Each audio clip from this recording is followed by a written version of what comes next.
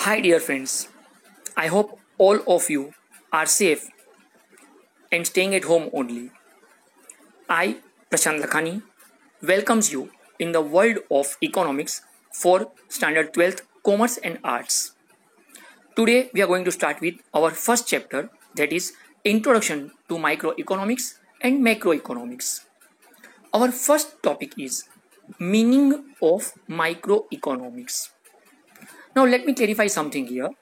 Friends, this is a question for 2 marks. According to board paper pattern rule, for 2 marks answer, we should write at least 6 to 8 lines. But the problem in this type of question is कि इसका जो actual answer है ना, it is only of 2 lines. अब 2 line लिखने के लिए कोई अपने को 2 मार्क्स दे देंगे, ऐसे तो बोर्ड वाले है नहीं. तो एनी हाउ 2 लाइन से आंसर को हम खींच तान के 6 to 8 लाइन तक कैसे लेकर जाए. For that purpose, we have to adopt some of the techniques. चलो आज एक टेक्निक को अडॉप्ट करते हैं. The name is PFT. Prashant sir का फालतू technique. No friends, just kidding. The full form is paper filling technique. Let's start. उन्होंने question पूछा है meaning of micro economics and I will start the answer like this. Economics has been divided into 2 parts, that is microeconomics and macroeconomics. Paper checker will become happy कि देखो अपने पास कितना knowledge है, तो अब तो आंसर मिल ही जाएगा. नो फ्रेंड्स, अभी तो सिर्फ एक स्टेटमेंट हुआ है. Principles of economics is the first printed published book written by Alfred Marshall in the year of 1870 which was fully based on microeconomics. अब यहाँ पे पेपर चेकर और खुश हो जाएगा क्योंकि हमने उसको उस बुक का नाम बता दिया जिसमें से उसने ये क्वेश्चन उठाया था. तो क्या इतना जल्दी आंसर दे देंगे? Not at all. The term micro is derived from the Greek word micros, MIKROS, which means small. सालों पहले ग्रीक में एक वर्ड था माइक्रोस. हमने एस निकाल दिया, के निकाल के सी लिखा और बोलते नया वर्ड बनाया micro. Friends, nothing is new in this word. Micro means small, ये हमें कब का पता है. हम इसमें हर उस छोटी बात को समझना चाहें जो नॉर्मली कोई ना सोच पाता हो. Now micro economics is the study of behaviour of small individual units like individual firms, price of particular commodities, behaviour of individual consumer, producer, etcetera. This is the theme line. चलो अब इसका हर एक word का postmortem करें. Micro economics क्या study करेगा? तो बोले स्टडी ऑफ स्मॉल, हर एक छोटी चीज को स्टडी करेगा डिटेल में. जैसे कि बिहेवियर ऑफ इंडिविजुअल फर्म्स. अगर मुझे रिलायंस इंडस्ट्रीज के बारे में स्टडी करना है तो रिलायंस इंडस्ट्री से जुड़ी हर वो बात जिससे कोई फर्क पड़ता हो इकोनॉमिकली, फाइनेंशियली. जैसे कि रिलायंस इंडस्ट्रीज के बिजनेसेस क्या क्या है, उनके पास ब्रांचेस कितनी है, हेड ऑफिस कहाँ है, स्टाफ कितना है, उनका सैलरी क्या लगता होगा, वो क्या क्या प्रोडक्ट बनाते हैं, उनका मार्केटिंग स्ट्रेटेजी क्या है, उनकी कॉम्पिटिशन में कौन कौन लोग हैं, हर वो चीज जो रिलायंस इंडस्ट्री से जुड़ी हुई हो. Behaviour of individual consumer. As a consumer when I go to market to buy something, what should be my behaviour.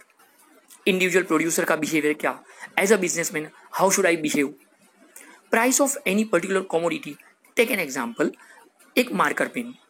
तो वो मार्कर पेन बनाने वाला जो बंदा है उसका रॉ मटेरियल कहाँ से लेता होगा, कितने में लेता होगा, इसको बनाने के लिए जो मशीन्स लगते होंगे वो मशीन्स का डेप्रिसिएशन क्या आता होगा, कितनी जगह उसको काम पे लगती होगी, उसका रेंट क्या, कितने वर्कर्स काम पे लगते होंगे, उनके वेजेस का क्या, वो कितने में ये पेन बना पाता होगा, कितने में बेच पाता होगा, कितना प्रॉफिट कमाता होगा, कितना टैक्स पे करता होगा, हर वो चीज जो इस मार्कर पेन से जुड़ी हुई हो.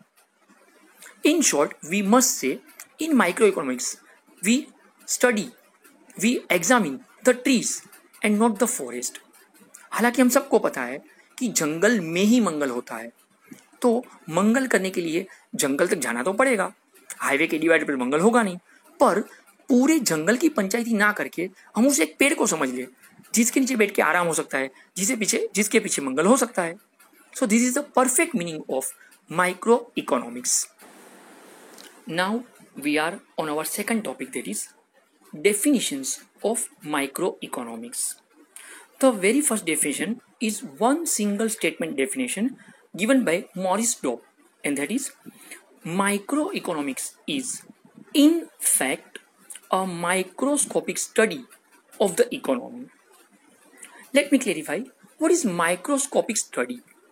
कभी स्कूल सेक्शन में 8-9 में एक वो साइंस की टीचर लेबोरेटरी में है ना, कांच की स्लाइड लेती थी, पानी के 2 बूंद डाल के स्पाइरोगायरा, म्यूकर, अमीबा, पता नहीं क्या क्या दे देती थी, और बाद में बोलती इसका रिसर्च करके बताओ इनके बॉडी पार्ट्स क्या क्या है। अपने को कुछ समझता नहीं था, फिर हम चिल्लाते थे मिस कुछ दिख नहीं रहा है, किधर से दिखेगा, कांच का स्लाइड उल्टा हो गया, स्पाइरोगायरा, अमीबा नीचे गिर गया, अच्छा हुआ साइंस लाइन नहीं लिया। But what is microscope? तो क्या था, जो बैक्टीरियाज, वायरस हमें इन आंखों से दिखते तक नहीं है, वो माइक्रोस्कोप में जाने के बाद इतने बड़े बड़े होके with proper spare parts, body parts दिखते थे। Similarly microscopic study of the economy का मतलब इकोनॉमी की वो बातें, वो इतनी छोटी छोटी बिजनेस से जुड़ी हुई बातें जो नॉर्मली हम कभी ना समझ पाए, सोच पाए, उसको हम डिटेल स्टडी करना चाहेंगे। According to K.E. Boulding, microeconomics is the study of particular firms, particular households, individual prices, wages, incomes, individual industries, particular commodities, etc. This is a perfect definition given by K.E. Boulding for microeconomics. अगर हम इस definition के हर एक word का postmortem करें, microeconomics is the study of, ये study करेगा, अरे भाई हमें भी पता है स्टडी करेगा, हम भी तो स्टडी करने बैठे हैं, थोड़ी अंताक्षरी खेलने बैठे हैं। क्या स्टडी करेगा? तो micro economics is the study of particular firms. थोड़ी देर पहले हमने समझाया, अगर मुझे रिलायंस इंडस्ट्रीज को स्टडी करना है तो रिलायंस इंडस्ट्री से जुड़ी हुई हर वो बात जिससे फिनेंशियली कोई फर्क पड़ता हो। पर्टिकुलर हाउस होल्ड्स, अपने घर में पापा का महीने का सैलरी, मम्मी का टोटल खर्च, हर वो बात जो अपने घर से जुड़ी हुई हो फिनेंशियली, उसको स्टडी करना है। Individual prices, whatever commodities we are using during our routine life, उसकी प्राइस कहीं से तो आती होगी।